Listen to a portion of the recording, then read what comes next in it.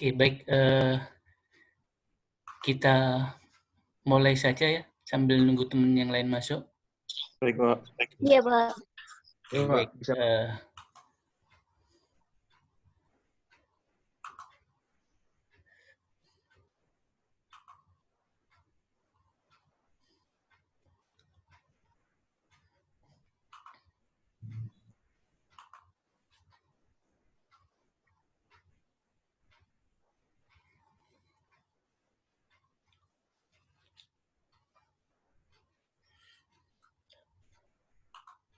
Oke, baik. Assalamualaikum warahmatullahi wabarakatuh.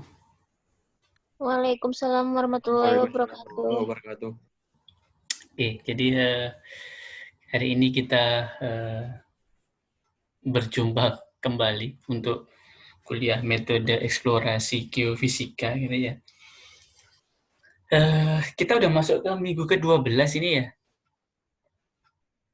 Iya, Pak. Iya, Pak. Minggu 12. Jadi kita kemarin sudah membahas untuk metode gravity, kemudian metode seismik, gitu ya. Iya, Pak. Nah, sekarang kita coba untuk VLA. resist dulu. Jadi kita coba untuk metode resistivitas. Ya. Oke, jadi kita minggu ini saya akan bahas untuk metode resistivitas gitu. Oke, ini adalah presensi online kita hari ini. Anda bisa lihat semua? Bisa, Pak. Oke. Bisa, Pak.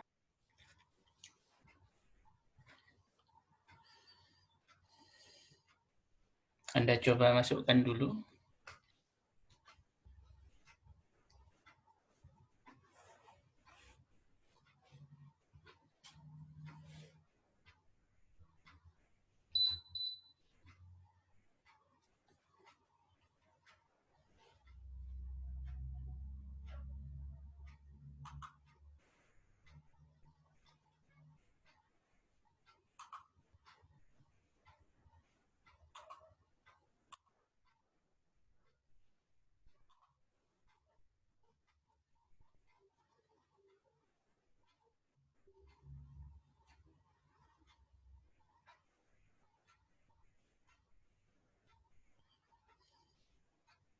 Sudah bisa semua?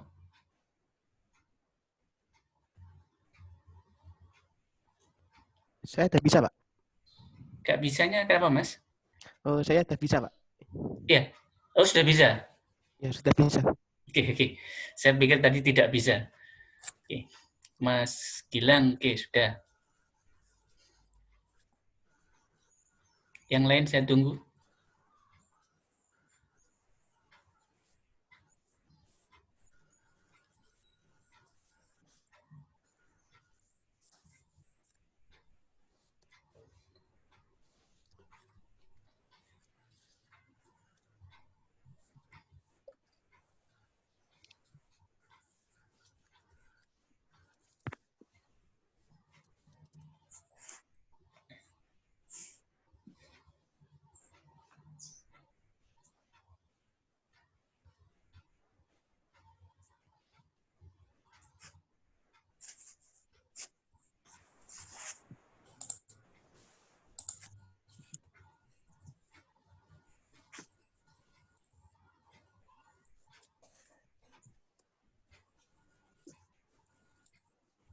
Saya sudah, Pak. Oke.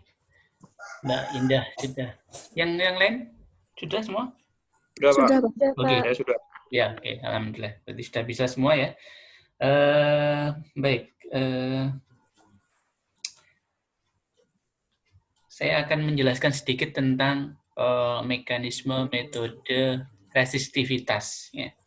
Nanti Anda bisa baca di file ataupun video yang sudah saya upload di MyITS Classroom. Ya. Anda juga tetap bisa pakai Google Classroom karena saya selalu update di sana. Oke, jadi intinya metode resistivitas itu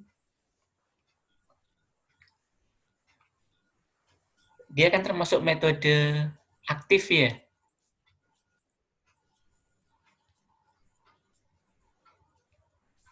Karena kita harus menginjeksikan arus, kemudian kita catat responnya gitu ya. Jadi prinsipnya sangat sederhana. Kita hanya perlu menginjeksikan arus listrik gitu.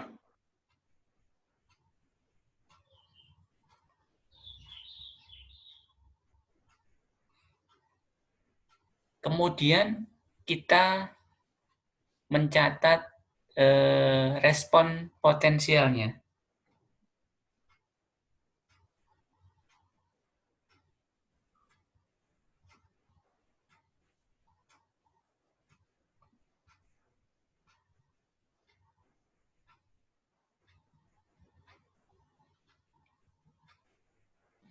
Oke, jadi kalau C1 dan C2 itu adalah elektroda arusnya, ya kan? Ya, Pak. Ini elektroda arus.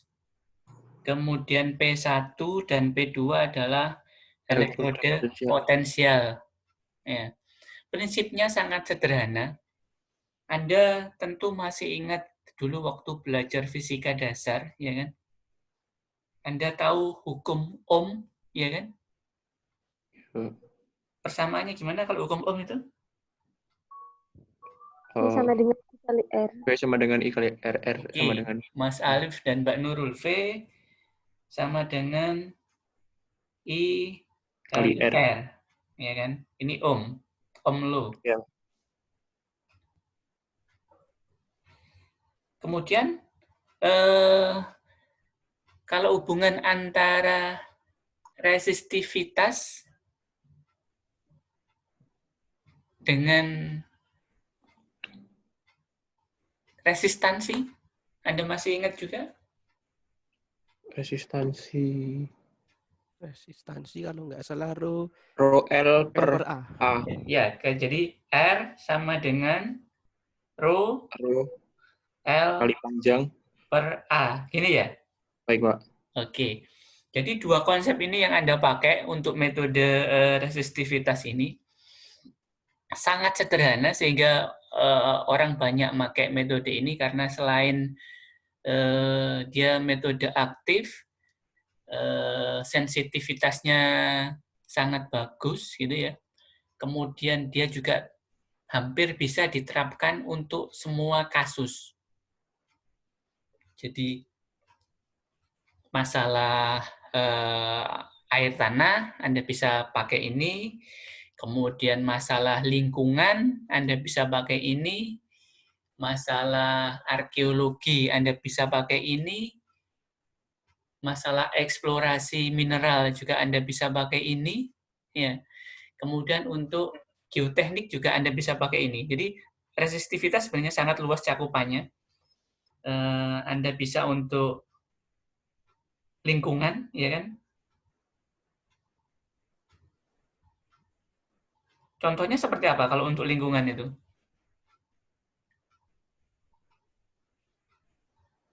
Untuk mengukur itu mungkin, Pak, ke tingkat tanah itu setandus apa atau gimana mungkin, Pak? Ya, belum tahu.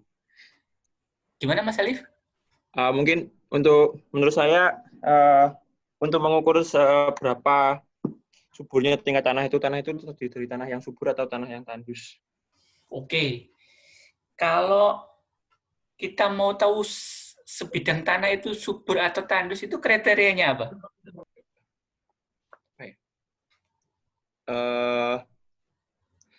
Kalau yang secara unsur haranya tinggi, Pak. Unsur haranya. Iya, unsur hara tinggi. Unsur haranya. Lapisan humus. Kalau dari sisi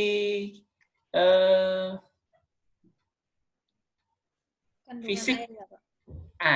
siapa Mbak? Siapa tadi barusan? Mbak Paramita ya? Iya, Kenapa? Apa barusan? di kandungan airnya, Pak. Kandungan airnya. Jadi secara fisik ataupun secara kimia kita bisa melihat kandungan airnya, ya kan? Cuman kalau untuk kita melihat Oke. sebuah, halo, Iya, Pak. ya, kalau kita mau Halo, Pak. melihat, ya, kalau kita mau melihat kandungan airnya, sebenarnya Anda bisa pakai ini untuk menentukan water coulomb atau air tanah. Ya. Oh, iya, kalau air. Water coulomb. Sebentar.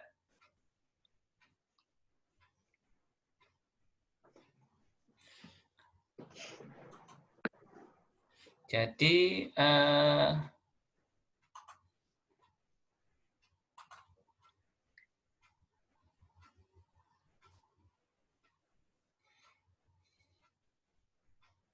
saya loncat dulu yang kedua. Jadi kalau untuk mengetahui kandungan air tanahnya Anda bisa pakai ini, ya, mengetahui kandungan airnya gitu. Kalau yang untuk lingkungan tadi Anda bisa pakai sebenarnya untuk ini masalah lingkungan itu misalkan Sampah. polutan, Oh, ya. limbah. Jadi Tanahnya tercemar. ya untuk pencemaran lingkungan. Jadi kita mau mengetahui apakah sebuah area itu tercemar atau tidak itu. Contoh yang paling sering dilakukan adalah selain untuk menentukan limbah cair, Anda pernah dengar B3? Limbah B3, Pak. Iya, Pak. Ya, jadi Bahan limbah beredar. cair itu kan berbahaya itu ya. Iya, Pak. Kalau dibuang ke tanah itu kan dia bisa meresap kemana-mana ya. Iya, Pak. Nah, itu kita mau mencari seberapa jauh atau kemana arah penyebarannya. Oh, Itu contoh yang paling sering. Kemudian yang kedua bisa juga untuk ini TPA. tempat pembuangan akhir. Iya, tempat pembuangan sampah akhir.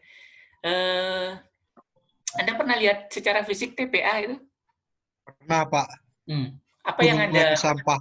Oke, Mas Wildan. Apa yang bisa Anda katakan kalau Anda melihat TPA itu secara fisik?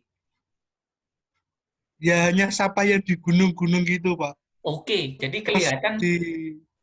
nggak kelihatan tanahnya, sudah kebanyakan sampah semua. Oke, jadi kelihatan sampahnya menggunung gitu kan ya?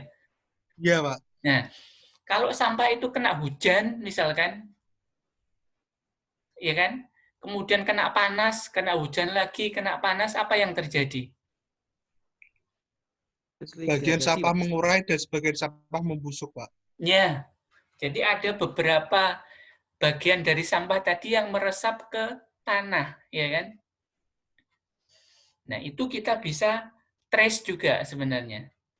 Jadi, kemana sebaran dari sampah cair tadi. Kalau orang menyebutnya lindi. Anda pernah dengar istilah itu? Air lindi, Pak. Ya, jadi sampah cair itu kan orang menyebutnya lindi gitu ya. Oh iya, Pak. Jadi Iya. kalau Anda punya misalkan ini sampahnya di sini, kan kita nggak tahu airnya ini kemana saja kan kita nggak tahu ini. Nah ini bisa sangat memungkinkan kita menggunakan metode geolistrik seberapa jauh tingkat penyebaran air lindi tadi, ya kan? Terutama kalau dia dekat dengan pemukiman warga. Ya. Itu. Jadi yang pertama tadi untuk polutan, ini sebenarnya ada efek politisnya juga karena kalau menyangkut polutan itu biasanya industri, nanti industri itu kaitannya dengan faktor ekonomis, keuangan. Nah, di situ nanti serunya di situ. Kalau dulu ada teman S2 yang bimbingan saya, dia memetakan untuk pabrik Ajinomoto di Mojokerto. itu limbah cairnya kemana. Nah, itu sempat ramai juga karena ada ya semacam politik dengan penduduk di situ. Sebagian perangkat dibayar sama pabrik, ya kan, tapi penduduknya tidak dapat kompensasi apa-apa, sehingga penduduknya yang protes itu. Oke. Yang kedua, yang TPA ini kita sudah terapkan juga di TPA Keputih dulunya, itu yang dulu di Keputih, yang sekarang jadi taman itu. Kemudian di Jember juga pernah kita lakukan. Ya. Itu contoh yang untuk lingkungan. Kemudian kita juga bisa untuk memetakan ini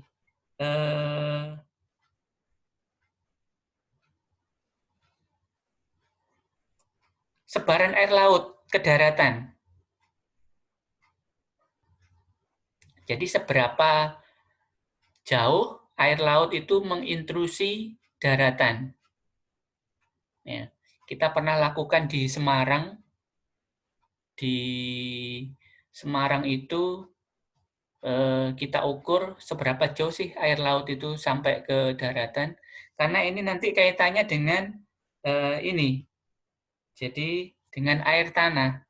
Karena air tanah yang dimanfaatkan penduduk itu dia terintrusi nggak dengan air laut itu. Ya. Kemudian kalau yang khusus untuk water coulomb itu kita lakukan menentukan seberapa dalam. Jadi seberapa dalam permukaan air tanah. Ya.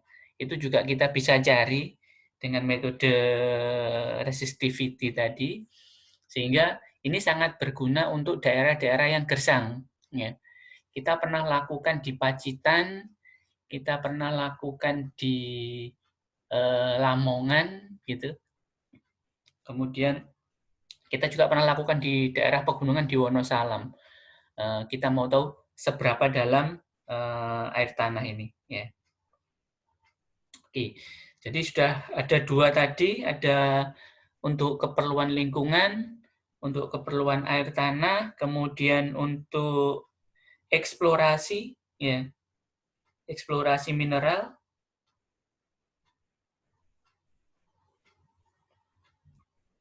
Ini kita lakukan untuk pertambangan, ya. Jadi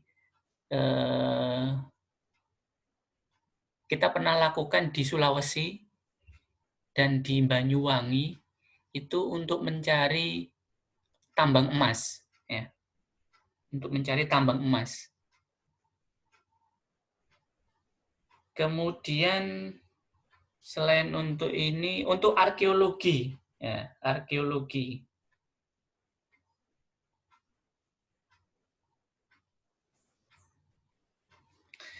Untuk arkeologi itu untuk mencari situs. Ya. Jadi kalau situs itu kan yang kelihatan permukaannya saja ya. Kita bawahnya kan tidak tahu itu ya. Nah ini kita bisa cari dengan metode resis. Ya. Kemana arahnya, seberapa dalam, dan segala macam. Ya. Kemudian untuk geoteknik. Untuk geoteknik ini kita menentukan kedalaman base rock-nya. Jadi kalau kita membangun gedung bertingkat misalkan, saya harus seberapa dalam saya harus bikin pondasi, karena nanti kalau tanahnya belum stabil akan tidak bagus buat bangunannya gitu ya. Jadi kita bisa menentukan kedalaman dari base rock-nya. Ya. Jadi itu beberapa kegunaan metode resistivitas, ya kan? Kita kembali lagi ke sini tadi. Nah, bagaimana metode resistivitas itu bisa menjawab semua persoalan tadi? Ya. Tadi kita sudah punya dua ini, ada Ohm law, yang kedua sama hubungan resistivitas dan resistansi gitu ya. Jadi kalau kita melakukan pengukuran di lapangan, yang harus kita lakukan adalah menginjeksikan arus, ya kan? Jadi kita punya besarnya I-nya, ya kan? Ini yang kita injeksikan. Kemudian kita mencatat respon potensialnya. Jadi kita catat V-nya. Ya. Oke. Dari dua besaran ini saya bisa hitung besarnya ini kan ya. Kalau V-nya tahu, I-nya tahu, saya bisa mencari besarnya R kan ya. Nah, dari Iya. R ini, saya nanti bisa mencari besarnya rho. Ya kan? Resistivitasnya. Nah, dari nilai rho ini saya bisa menjawab semua pertanyaan tadi. Ini tadi. Ya kan? Kalau saya mau mencari air tanah, berarti saya harus tahu berapa nilai dari resistivitas air. Ya kan? Kalau saya mau mencari tambang emas misalkan, saya harus tahu resistivitas emas gitu kan ya. Kalau saya mau mencari situs gitu, ya saya harus tahu resistivitas dari batuannya tadi gitu kan ya. Jadi disinilah manfaat dari metode resistivitas. Nah, tadi kita sudah punya persamaan rho sama dengan R A per L, ya kan? Seperti ini kan ya. Nah, kalau saya tulis dengan dari hukum Ohm tadi, maka saya bisa nyatakan rho itu sama dengan R-nya adalah V per I, ya kan? Kemudian A per L ini kan dimensi ya ini ya. Ini saya bisa ganti dengan suatu konstanta K. Ya. Ini yang tergantung pada faktor geometri. Jadi ini adalah faktor geometri.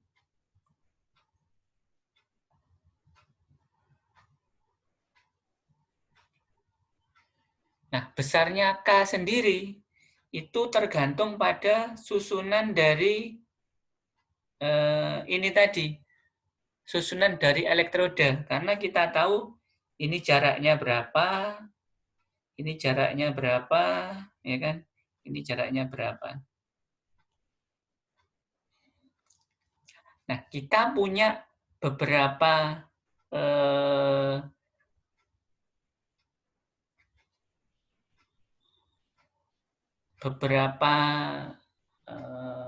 konfigurasi gitu.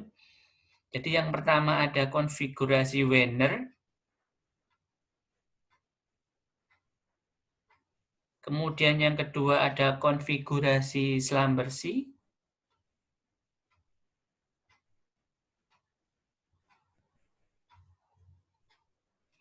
kemudian yang ketiga kita punya konfigurasi dipole. Ya. Nah, bedanya seperti apa? Anda bisa lihat kalau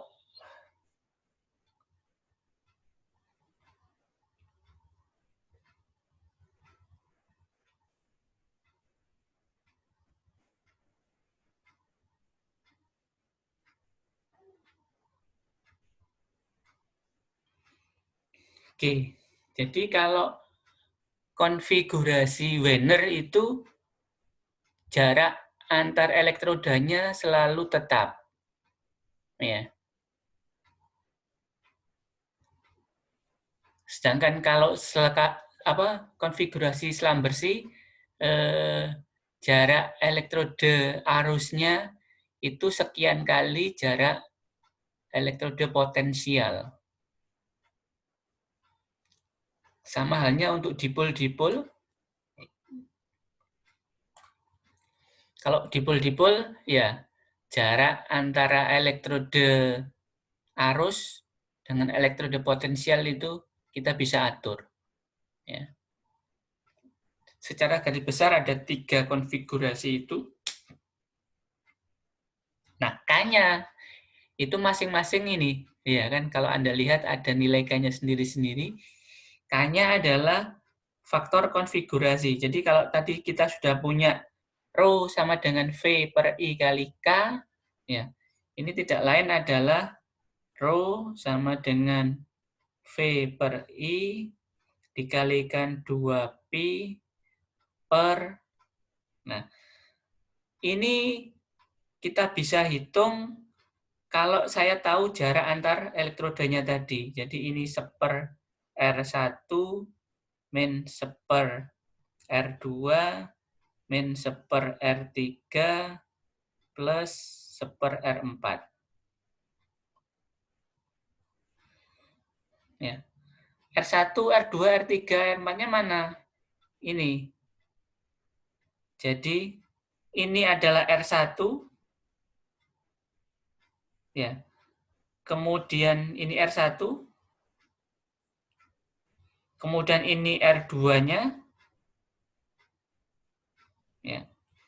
R3 adalah C1 ke P2, ini R3-nya. Ini R4-nya.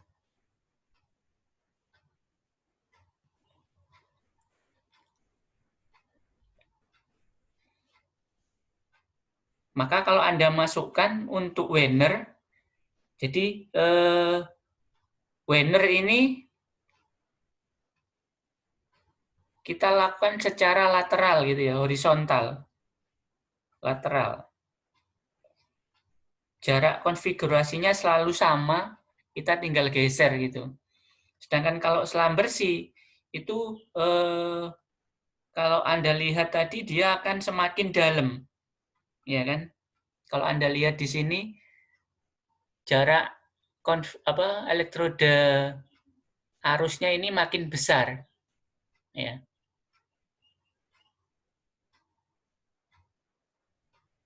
Jadi kalau Wiener itu selalu sama seperti ini. Ini sama semua, ini adalah Wiener. Ya. Ini sama dengan ini, sama dengan ini. A, A, A. Ya. Kita tinggal geser. Ini adalah Wiener. Kalau selam bersih itu seperti ini. Jadi ini C-nya, ya. Ini P-nya. Kalau ini A, ini bisa N kali A. Ini juga gitu, N kali A. Ya. Ini selam bersih. Jadi kalau selam bersih itu kita akan mendapatkan gambaran secara vertikal, ya kan? Karena kan semakin besar jarak elektroda arusnya, maka akan semakin dalam penetrasinya. Nah, makanya untuk pemilihan metode tergantung pada tujuannya. Kalau kita mau mencari variasi lateral, kita pakai Wiener, ya kan? Kalau kita cari variasi vertikal, kita pakai selam bersih. Ya. Oke, sampai sini ada yang ditanyakan? Saya tanya, Pak.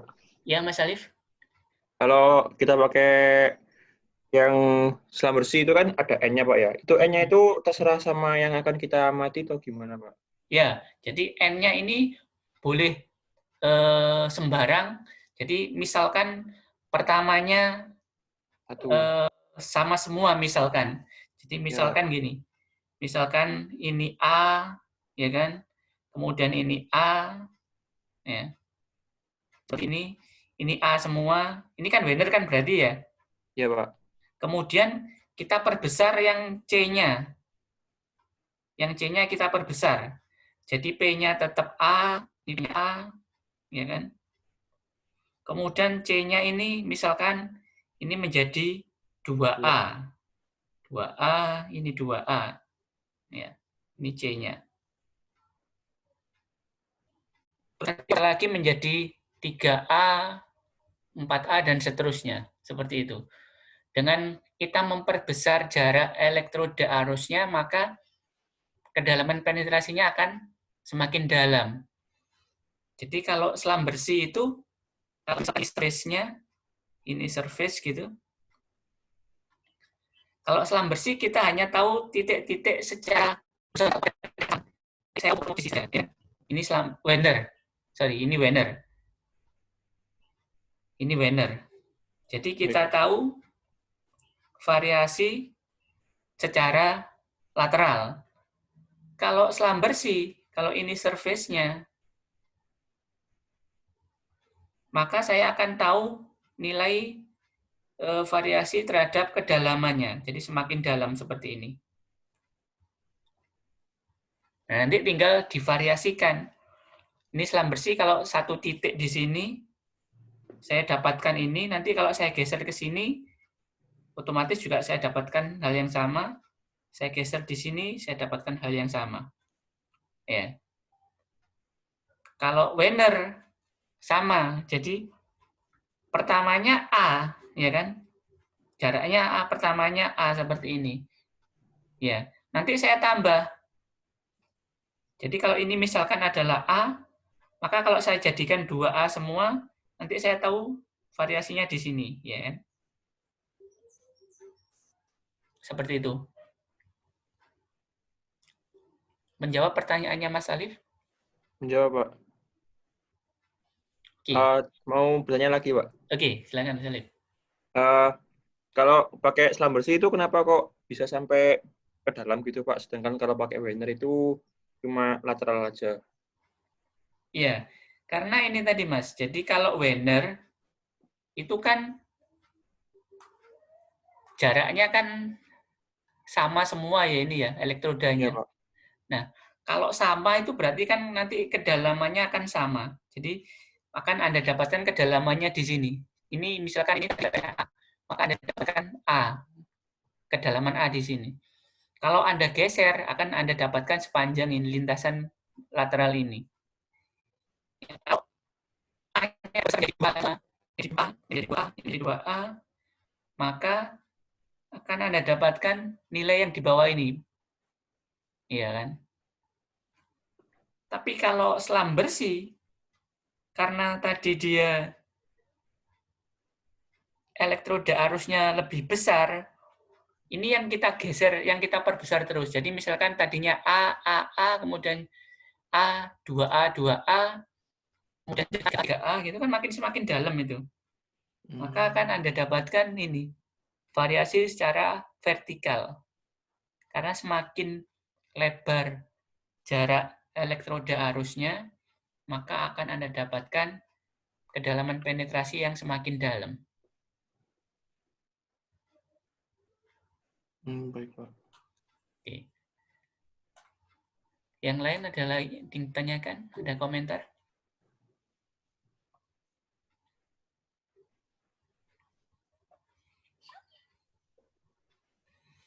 Jadi semua tergantung pada tujuannya tadi. Kita mau ngukur apa, ya kan? Kalau mau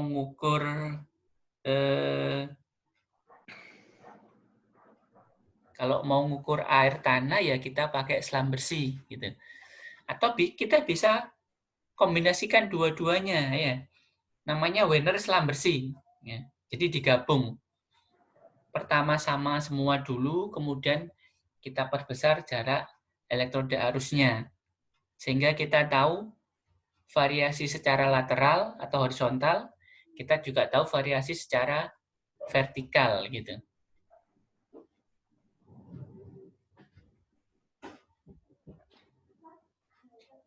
Oke, ada komentar sampai sini barangkali? Kalau Belum, Pak, misalnya saya. Oke, siapa tadi Mas Alif? saya, Pak. Iya, Pak. Ya. Kalau misalnya mau menemukan sumber mineral gitu, Pak, ya itu cuma pakai satu parameter menggunakan apa itu Wenner itu bisa nggak, Pak? Atau harus keduanya atau bagaimana, Pak? Kalau untuk mencari sumber mineral gitu ya misalkan ya, Iya, Pak. kan kita nggak tahu di situ itu ada apa nggak sebelumnya. Kalau ini Iya, Pak. misalkan permukaannya, ya. Ini misalkan permukaannya. Oke, sebentar.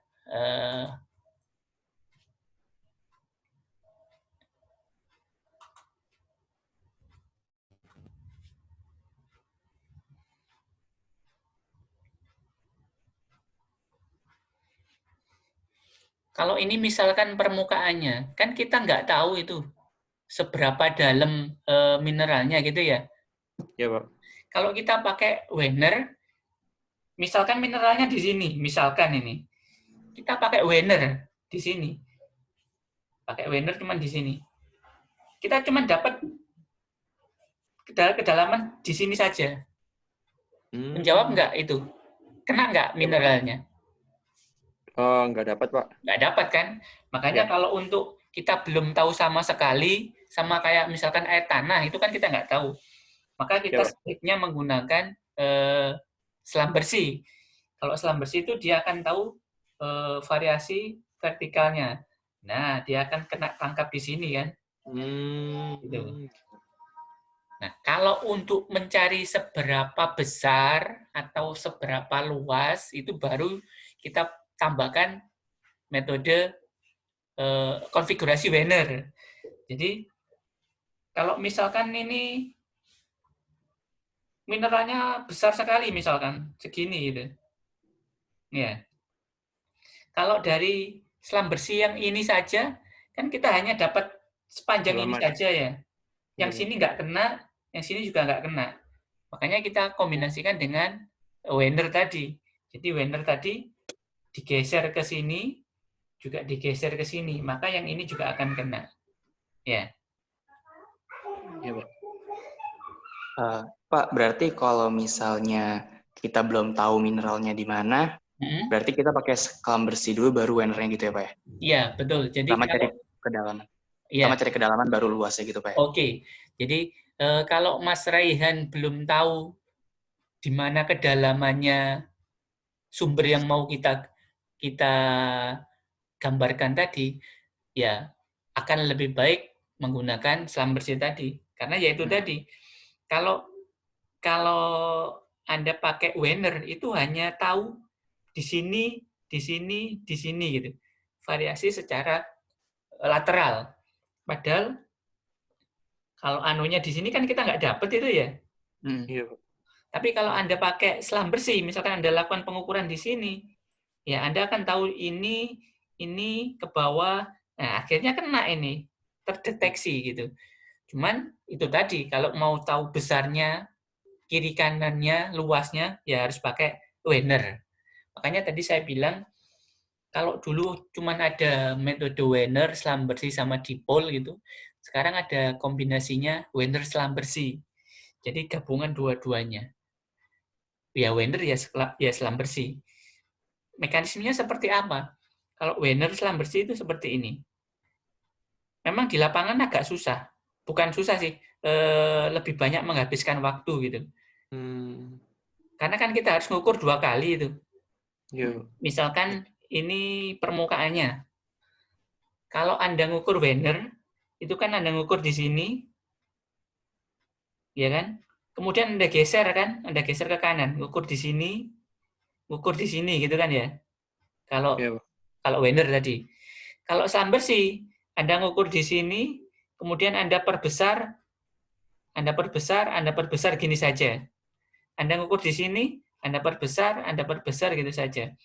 Tapi kalau Wener selam bersih, Anda ngukur di sini, kemudian Anda perbesar, Anda geser ngukur di sini, Anda perbesar, Anda ngukur di sini, Anda perbesar lagi gitu. Jadi nanti lateralnya dapat, vertikalnya juga dapat. Gitu. Ya. Oke, ada komentar atau pertanyaan lagi? Kalau contoh pengolahannya kira-kira seperti ini ya. Jadi ini saya ambilkan, oke, yang ini aja nggak apa-apa. Jadi kalau misalkan ini adalah target kita, ini misalkan target kita, kedalaman sekitar berapa itu? 30-an gitu ya. Iya, Pak. 30 meter di bawah permukaan, nilai densitas di sini 100, tapi anomalinya 500 misalkan. Ya. Maka kalau Anda gambarkan, ya kira-kira seperti ini. Ya. Jadi kalau Anda lihat, ini adalah nilai anomali tadi, ya kan? Ini dari 3 konfigurasi yang berbeda. Saya ambilkan contoh yang lain lagi, misalkan. Nah, ini. Jadi kalau ini kan kelihatan, ini anomalinya kan ini kan ya, berarti ya. Iya, Pak. Warna itu menunjukkan nilai densitas. Ya. Jadi kalau Anda lihat, kan di bawah ini ada legend-nya kan ya. Nah, ini. Jadi warna-warna ini menunjukkan nilai densitasnya. Atau resistivitas. Bisa. Jadi,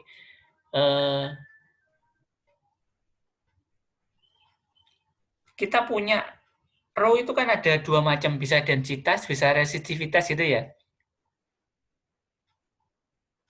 Kalau di gravitasi kemarin rho-nya adalah rho densitas, ya kan? Iya, Pak. Nah, kalau di resistivitas, rho-nya adalah resistivitas atau kebalikannya, konduktivitas gitu. Jadi,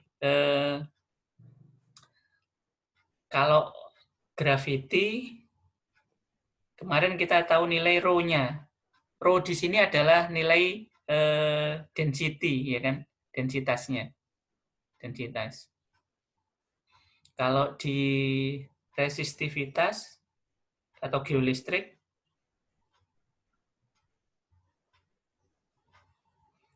nanti kita dapatkan parameter rho juga resistivitas. Atau kalau mau kita balik, kita bisa dapatkan nilai sigmanya. Ini sama dengan seper-rho. Ada yang tahu sigma itu apa?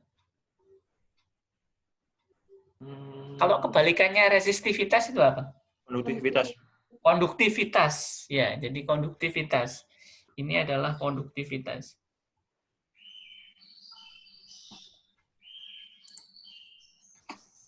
Ya, karena sesuai dengan mekanisme kita tadi, bahwa input kita adalah ini kan, I kan ya? Kan kita menginjeksikan arus tadi, ya kan? Jadi kan kita menginjeksikan arus, I. Nah, kita mau tahu seberapa bagus sebuah medium itu menghantarkan atau menghambat arus listrik, gitu. Kalau resistivitas berarti dia menghambat, ya kan? Kalau konduktivitas dia berarti mengalirkan, gitu. Makanya biasanya kalau yang kita cari air tanah, kalau air itu bagus apa enggak mengalirkan, mengalirkan bagus kan? Jadi dia bagus mengalirkan listrik. Maka kalau untuk air itu biasanya rho-nya itu kecil. Kalau Anda lihat di sini, kalau yang rho-nya kecil, itu berarti yang warna ini kan ya, biru ini kan ya. Iya, Pak. Nah, kalau yang warna kecil itu menunjukkan air. Jadi ini biasanya ya antara sekitar 5 sampai 10-an ini. Ohm meter. Ya. Oke, sampai sini ada yang ditanyakan? Mbak Diaul Mustafa? Mas itu, Pak. Oh, sorry. Ya, saya nggak lihat fotonya tadi. Mas Diaul Mustafa tadi ada yang ditanyakan? Kok angkat tangan?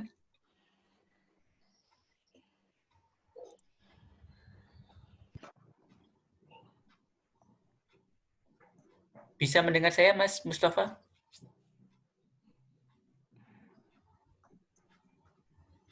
Oke, nggak dengar. Yang lain ada komentar? Pak. Nggak masuk ya suara saya. Halo. Gimana?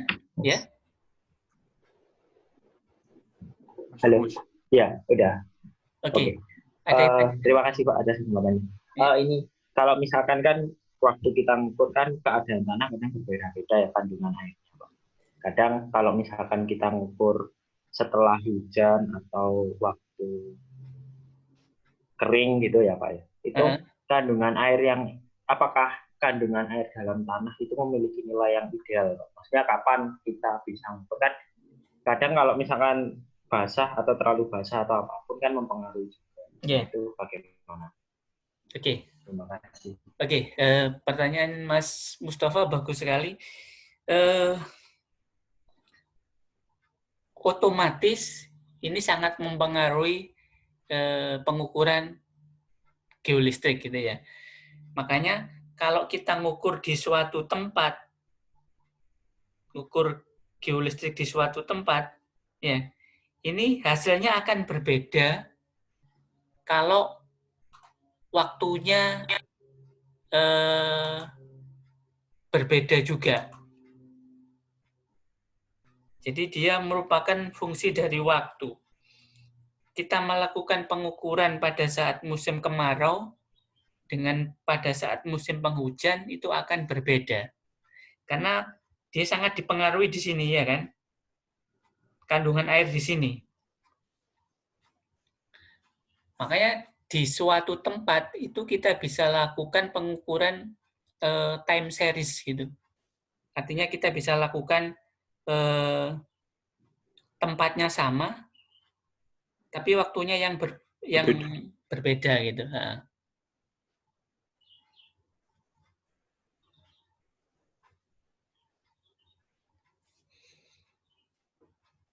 Jadi kalau saya melakukan pengukuran bulan Januari misalkan, dia akan berbeda kalau saya melakukan bulan Juni. Gitu.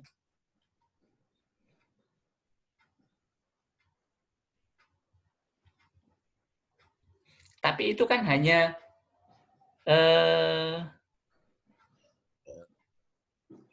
di permukaan saja kan ya.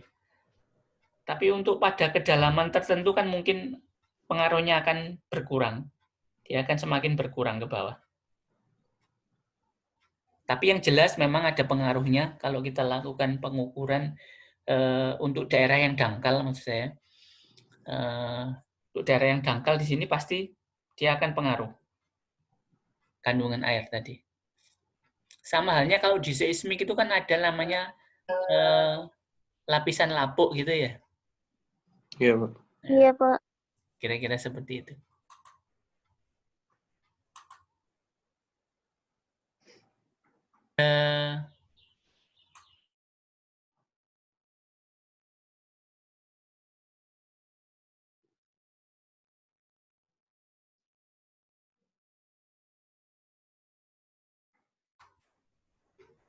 Ada yang ditanyakan? Ada yang dikomentari lagi?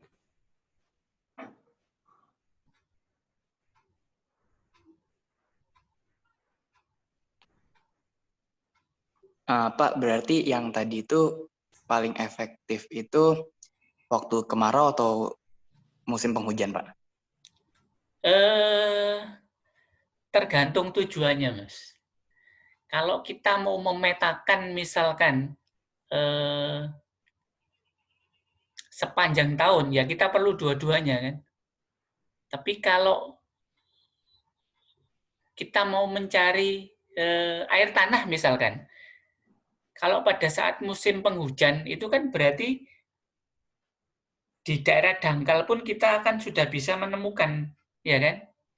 Ya, Pak. Artinya ya itu tadi, Anda harus kembali lagi tujuannya untuk apa. Kalau untuk memetakan sepanjang tahun ya Anda perlu informasi dua-duanya pada saat basah, wet, atau pada saat dry gitu.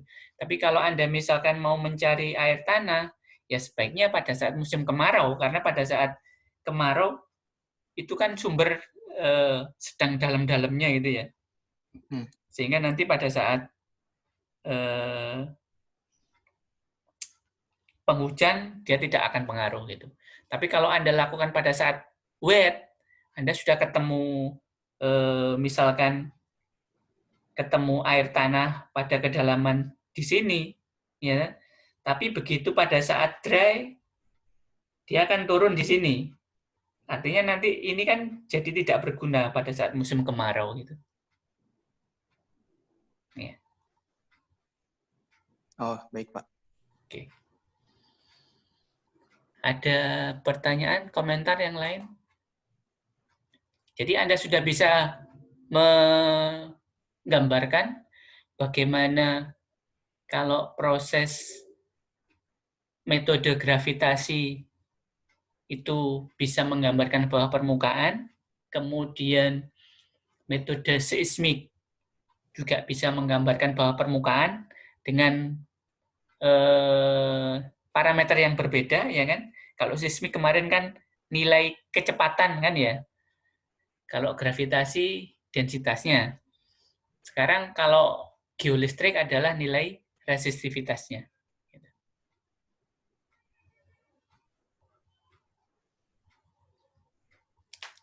Oke, ada komentar dari Anda? Cukup paham Belum, sampai Pak. sini? Cukup paham? Iya, paham. Oke. Iya, paham, Pak. Jadi sekali lagi sebenarnya semua metode itu tujuannya sama.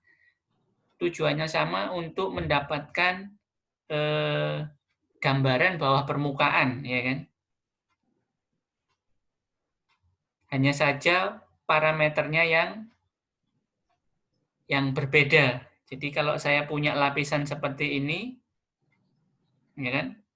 Saya bisa identifikasi dari nilai rho-nya, rho densitasnya itu, atau nilai rho resistivitas, ya. Atau saya juga bisa identifikasi dari kecepatan penjalaran gelombangnya, V-nya. Ya. Tujuannya semua sama, ke arah sini. Jadi kita mau menggambarkan stratigrafi bawah permukaan. Jadi kalau Anda lihat ini tadi, ya kan? Ini kan variasi nilai resistivitas kan ya. Jadi kalau Anda lihat yang merah itu rho-nya sekian, kemudian kuning itu rho-nya sekian, kemudian yang biru itu rho-nya sekian, sehingga Anda tahu ini nih lapisan apa, yang di sini lapisan apa, yang di sini lapisan apa, yang ini lapisan apa.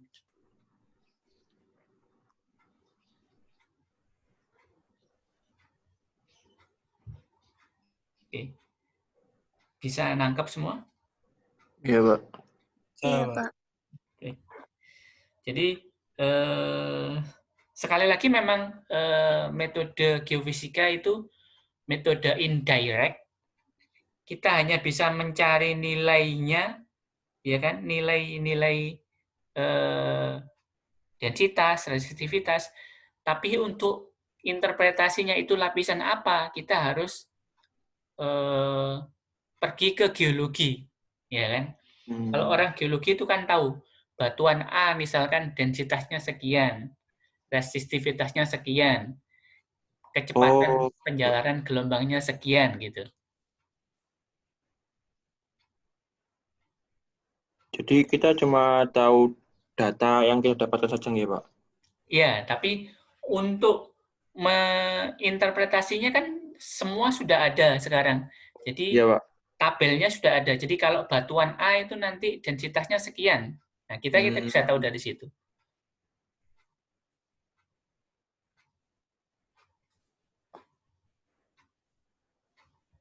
Oke, ada pertanyaan lagi? Kalau tabelnya sih ada banyak, nanti Anda bisa cari di jadi tabelnya Anda bisa lihat ya.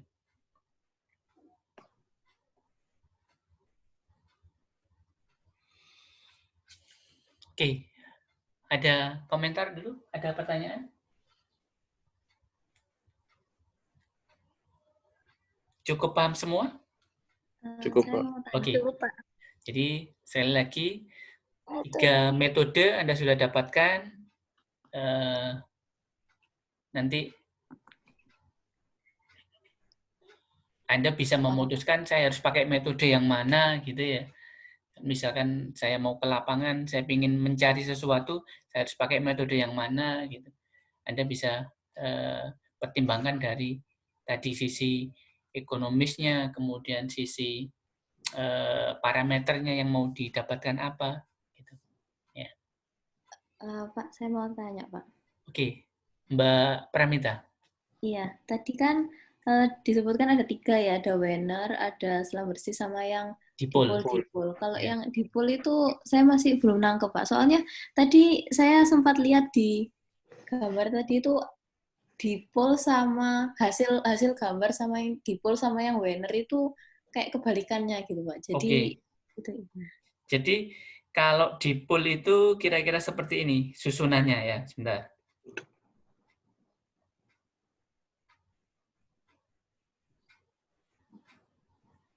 Nah, ini. Sebentar.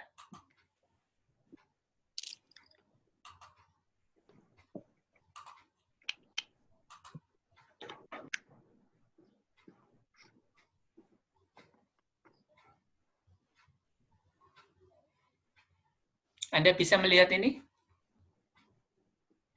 Iya. Bisa, Pak. Oke. Jadi kalau dipol itu antara elektroda arus dengan elektroda potensialnya itu terpisah. Ya, bisa seperti ini. Ini namanya dipol-dipol ya.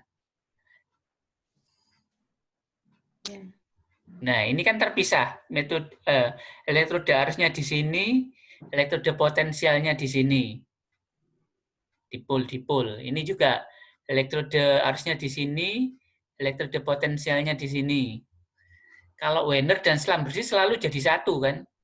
Elektroda potensialnya di antara elektroda arus. Ini Wener. Ini selang bersih gitu. Ya. Menjawab pertanyaan Mbak Pramita? Iya, ya. Oke. Terus kalau dari gambarnya gitu gimana, Pak? Kan tadi saya lihat ada yang kayak warnanya merah sama hijau gitu, kayak kebalikannya gitu antara Wener sama. Ini ya? Iya. Nah, yang satunya, Pak. Saya lupa yang mana tadi. Yang ini kan antara Wener ini yang atas, yang bawah ini dipol, yang tengah ini pol, ya kan? Sebenarnya kalau warna itu bisa berbeda, tergantung Anda pakai legend-nya ini. Ini kan bisa dibalik. Kalau yang ini birunya itu kecil, merahnya besar, ya kan? Iya. Nah, ini dibalik. Jadi ini merahnya kecil, yang birunya besar gitu. Atau kebalikannya. Sebenarnya yang kita mau dapatkan gambaran anomalinya. Kalau dilihat dari sini anomalinya kan di sini ya, yang Wener ini. Yang pol juga di sini. Yang dipol ini, ya. Kalau dari anomalinya sinkron gitu ya, sama kan ya. Iya. Kalau warnanya sih bisa dibolak-balik, memang tergantung Anda mengeset warnanya ini dari mana besar kecilnya gitu. Sama halnya ini tadi juga. Nah, ini kan juga gitu. Ini kan berbeda juga. Tapi yang utama adalah anomalinya kelihatan. Ini anomalinya di sini. Ini anomalinya juga di sini. Ini anomalinya juga di sini. Ya. Jadi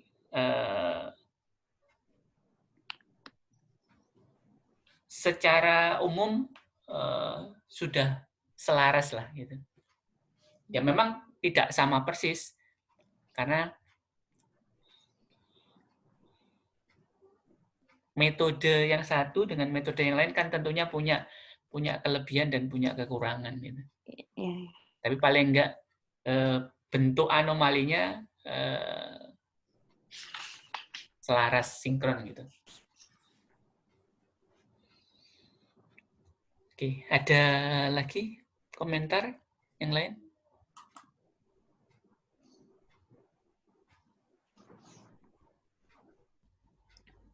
Ini Pak, mau bertanya Pak. Ya. Dari yang Wener sama yang Wener selam bersih kan, itu gambarnya ada perbedaan ya Pak ya. Kan kalau pakai Wener aja itu anomalinya yang luasan area merah itu lebih luas daripada area yang pakai Wener selam bersih. Itu karena apa? Iya. Iya. Tapi secara umum itu yang mau kita katakan bahwa anomalinya tidak berbeda kan ya di sini. Oh iya Pak. Kalaupun ada sedikit perbedaan ya karena faktor konfigurasi tadi. Kalau di geofisika itu mungkin 10 meter itu tidak ada artinya. Buat kita 10 meter itu mungkin sangat berarti, tapi kalau di geofisika bisa jadi tidak begitu ada artinya, ya. Karena yang penting bahwa kita tahu anomalinya kira-kira di situ bentuknya seperti kalau mau ya lubang bor kita langsung kita gali, kita baru tahu misalkan kalau dari metode geofisika misalkan ini kita tahu bahwa kedalaman anomalinya 1000 meter misalkan, ya. Tapi dari geologi setelah dibor bisa jadi mungkin 1025 gitu atau 1050 itu nggak ada artinya kalau dari geologi atau dari geofisika gitu. Nah, cuman kalau dari geofisika kan kita nggak perlu keluar uang banyak harus ngebor gitu kan ya. Iya. Nah itu makanya kenapa biasanya di geofisika itu memang minimal 2 metode. Itu minimal 2 metode untuk memastikan. Nah, faktor ketidaktepatan tadi itu juga bisa diminimalkan kalau kita menggunakan minimal 2 metode itu. Syukur kalau lebih, 3 dan segala macam gitu. Karena faktor ambigu itu selalu ada di geofisika. Ya. Jadi angka-angka itu ordernya memang besar kalau di geofisika. Apalagi kalau Anda pakai gravity, itu kan jaraknya puluhan kilo itu. Ya. Mungkin kalau geolistrik Anda bisa lebih detail karena meteran gitu ya jaraknya. Tapi kalau dari gravitasi, ya. Jadi intinya kalau geofisika bisa menggambarkan bawah permukaan meskipun tidak presisi, ya kan? Kalaupun untuk memastikan presisinya ya ada satu lagi tadi namanya metode Wheelock gitu. Tapi kan kita harus ngebor itu. Ya. Kalau ngebor itu kan perlu biaya banyak. Ya. Oke, menjawab pertanyaan Mas Alif? Jawab Pak. Oke. Ada lagi pertanyaan yang lain? Oke, kalau tidak ada hari ini bukan sampai di sini. Anda sudah punya pengetahuan 3 metode geofisika. Saya sengaja belum memberikan tugas apapun ke Anda karena saya tahu latar belakang Anda masih sangat beragam gitu. Saya tidak ingin menggiring Anda ke satu minat bidang tertentu. Jadi Anda pelajari dulu. Mungkin nanti di akhir semester saya ingin masing-masing mengekspresikan atau mempresentasikan pengetahuan yang sudah didapatkan gitu ya. Nanti mungkin secara detailnya di sana. Iya, Pak. Oke. Baik, Pak. Oke, baik. Jadi saya kira cukup. Anda bisa baca di MyITS Classroom ataupun di Google Classroom yang saya berikan. Kalau ada pertanyaan nanti silakan ya. Oke. Ya, baik, Pak. Oke, baik. Terima kasih. Assalamualaikum warahmatullahi wabarakatuh. Waalaikumsalam warahmatullahi wabarakatuh. Terima kasih banyak, Pak. Pak. Iya. Terima kasih, Pak. Ya.